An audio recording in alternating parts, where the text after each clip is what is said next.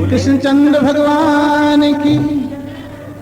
तो मेरे भाई बहन, हिंदुस्तान में एक मार्ग पहाड़ों की ऊंचाई वाला है, उसे कहते हैं वेदांत का मार्ग।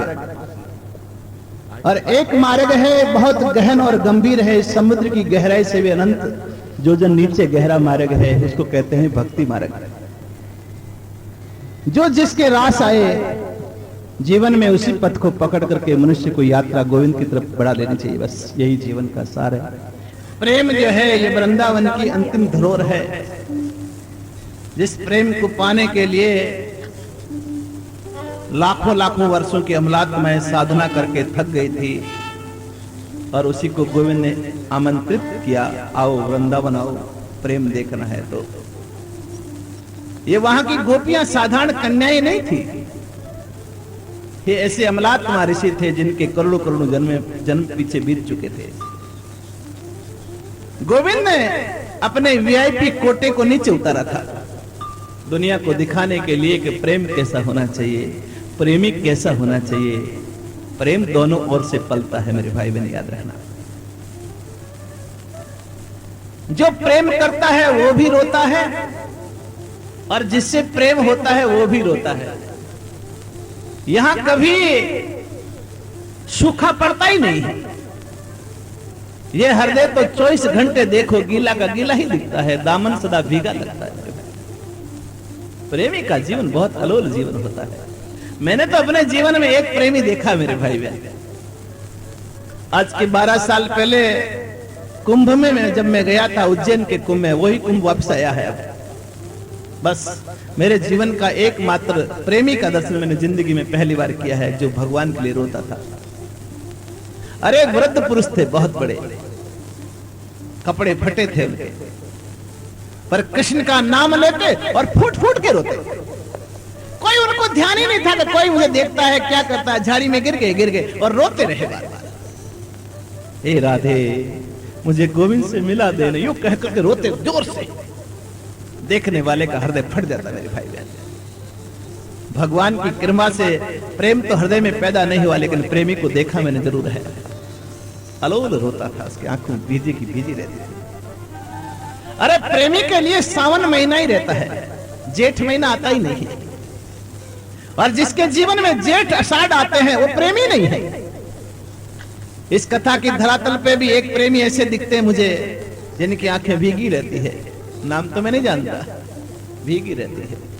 वो प्रेमी इस सारे जन समुदाय का सिर मोड़ है, जो कृष्ण के वियोग में, जिनका नाम सुन के आंख में आंसू आते हैं। उनकी सारी साधनाएं पूरी हो चुकी है, साधना करने की जरूरत नहीं है। एक बार गोविंद के लिए रोना और करोड़ों जन्मों की ईर्ष्या का खारा पानी 1 मिनट में बह जाता है, हृदय उसी समय शुद्ध हो जाता है। साधनाओं से तो जन्म जन्म लगते हैं, रोने से एक क्षण में जन्म जन्म की बातें बन जाती हैं। भाई रोना सीखो। जब मेरा गोविंद मथुरा छोड़ के, गोकुल को छोड़ के जब मथुरा जा रहे थे, तब प्रेम का दर्शन जो है वृंदावन में ऋषि मुनि और अमलात्माओं ने किया था। गोविंद के रथ के आगे सबके सब अनाथ गिरते से गिर गए, सबके सब। कोई गोविंद के रथ को चाक पकड़ के बैठी है, कोई गोपी गोविंद के दामन को खींच रही है, कोई गोपी घोड़ों की नथ को पकड़े खड़ी है, जाने नहीं देंगे। लेकिन गोविंद का यही नियम है, जब जब भी गोविंद से जिसने प्रेम किया है, गोविंद ने प्रेमी का वियोग उसके जीवन में पहले डाला है। गोविंद जानता है इस बात को कि प्रेमी मिलने से जो सुख मिलता है ना, इससे करोड़ गुना सुख वियोग के क्षणों में साधक को मिलता है। ये परमात्मा प्यारा क्यों लगता है? हमको करोड़ों जन्मों का अभ्यास करते हुए नहीं मिला, इसलिए प्रेमी के प्रति हम पागल हैं। अगर सहज मिल जाता तो हम पागल नहीं होते उसके लिए। आज गोविंद को पकड़ रहे हैं सबके सब, लेकिन गोविंद जा रहा है। गोविंद जानता है कि वियोगियों को, जो साधक वियोग की दशा में चल रहे हैं, उनको अंतिम मूर्छा में डालना और अधमरे करके घायल करना ही मेरा स्वभाव है। मैं उनको नहीं तो जीने देता हूं, नहीं मरने देता हूं, ऐसी दशा करता हूं। यही तो जीवन की स्थिति है। न जी सकता है, न मर सकता है, न बोल सकता है, न खा सकता है, न किसी को कुछ कह सकता है, न दर्द किसी के सामने बखान सकता है। जिसके मन में प्रेम जागता है बस वही जानते हैं मेरे भाई। गोविंद ने बहुत कोशिश की समझाने के लिए, लेकिन कोई नहीं समझे। जब गोविंद रथ पे बैठ गया जाने के लिए, तो गोप बालक जो है गोविंद को देखने के लिए पेड़ पे चढ़ गए थे। गोपियां नीचे रथ के पास में पड़ी थी, सबकी सब। दशा बड़ी दयनीय थी। लेकिन गोविंद के जाने के बाद में जो गोप बालक पेड़ों पे चढ़े वो नीचे नहीं उतरे। देखिए प्रेम की दशा, वो पेड़ों के ऊपर ही सूख गए मेरे भाई भाई, सूख गए ऊपर के ऊपर। अरे गोपियां तो आपस में मिलती भी थी, कभी कभी अपना दुख कम कर लेती थी, लेकिन मेरे गोप बाल तो कभी मिले नहीं, ऊपर के ऊपर सूख गई। गोविंद के विरह में गोविंद आएगा, गोविंद आएगा, सूख गई। और सूखे ही नहीं मेरे भाई बहन। जब कोई लकड़हारा लकड़ी काटता ना, तो लकड़ी की जगह जब कुल्हाड़ी मारते तो लकड़ी की जगह उसका लकड़ी का बुरा नहीं गिरता, वहां खून गिरते थे। इतने लोग गोविंद के विरह में सूखे हैं, बहुत विरह लगा उसको गोविंद को। गोविंद निकल गया है, पूरे वृंदावन को उसने पागल कर दिया है मेरे भाई बहन। अरे जीवन में जब करोड़ों जन्मों का पुण्य उदय होता है और विवेक जो है पूर्ण सूर्य के समान जब तप जाता है, विवेक आत्म साधना ब्रह्म ज्ञान की सीमा अपनी सीमा पे होती है, इसके बाद में प्रेम का अंकुर चालू होता है मेरे भाई बहन। ये प्रेम कोई साधारण प्रकट होने वाला नहीं है। आपके हमारे ये प्रेम होता है ना, ये प्रेम के नाम पर वासना होती है, प्रेम थोड़ी होता है, वासना है। प्रेम तो देना चाहता है, लुटाना चाहता है, लेना चाहता नहीं है। वो तो लुटता है, लुटो लुटो। प्रेम तो प्रेम है मेरे भाई। प्रेम रोना जानता है बस, प्रेम बुलाना नहीं जानता, केवल रोना जानता है। प्रेम सिसकियां भरना जानता है, लेकिन दुनिया के सामने प्रदर्शन नहीं जानता। प्रेम अंदर की चीज है मेरे भाई बहन। जिस पर गोविंद कृपा करता है उसी को प्रेम मिलता है, याद रखो।